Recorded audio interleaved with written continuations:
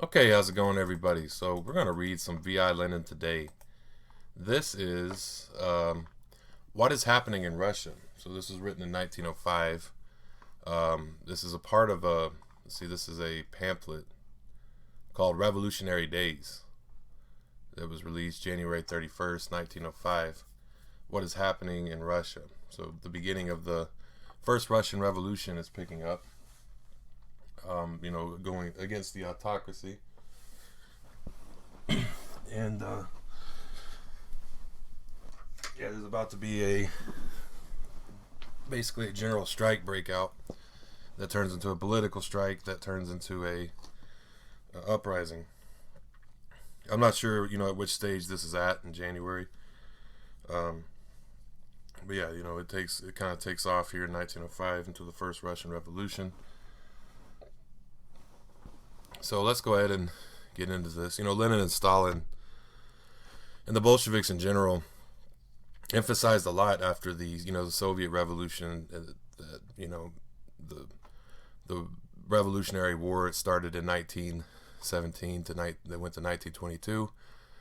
They emphasize a lot that it's very important to read the first Russian Revolution because those conditions, they say those conditions were absolutely necessary for the Soviet Revolution. So this is for the Revolutionary War in 1917 to 1922. So we're going to read the first chapter of this as Revolutionary Days. This is what is happening in Russia. These are kind of short, or this one's short at least, so we'll go ahead and get into this. It says, what is happening in Russia? Revolt or revolution?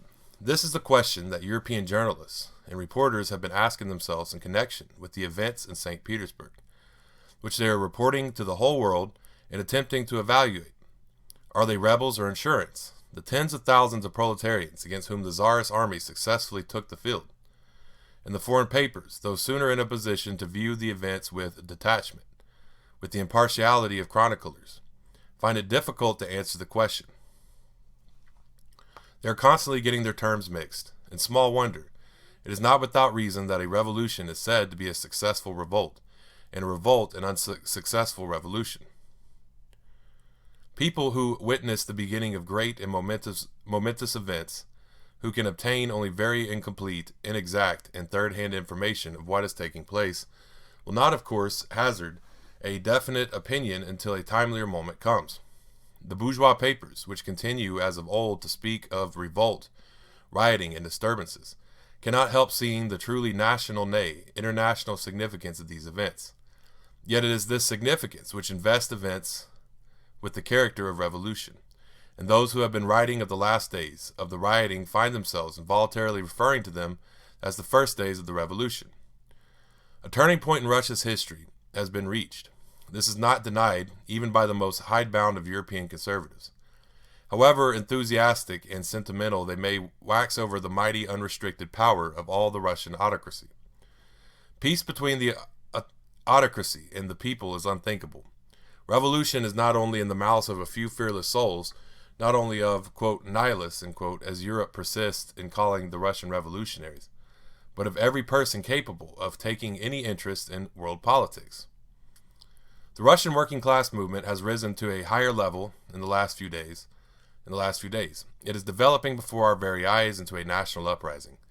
Naturally, here in Geneva, so damnably far away, we find it exceedingly difficult to keep pace with events. But so long as we have to linger at such an accursed distance, we must try to keep pace with events, to sum them up, to draw conclusions, to draw from the experience of today's happenings lessons that will be useful tomorrow. In another place where today, quote, the people are still mute, end quote, and where in the near future, in some form or other, a revolutionary conflagration will break out. We must make it the constant job of publicists to write the history of the present day and to try to write it in such a way that our chroniclers will give the greatest possible help to the direct participants in the movement and to the heroic proletarians there on the scene of action. To write it in such a way as to promote the spread of the movement.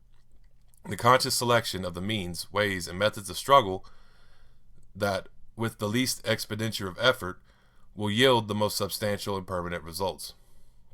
In the history of revolutions, there come to light contradictions that have ripened for decades and centuries.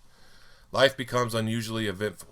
The masses, which have always stood in the shade and have therefore often been ignored, and even despised by superficial observers, enter the political arena as active combatants. These masses are learning in practice, and before the eyes of the world, are taking their first tentative steps, feeling their way, defining their objectives, testing themselves in the theories of all their ideologists. These masses are making heroic efforts to rise to the occasion and cope with the gigantic task of world significance imposed upon them by history. And however great individual defeats may be, however shattering to us the rivers of blood and the thousands of victims, nothing will ever compare in importance with the direct training that the masses and the classes receive in the course of the revolutionary struggle itself. The history of this struggle is measured in days, and for good reason. Some foreign newspapers have already started a, quote, diary of the Russian Revolution, end quote.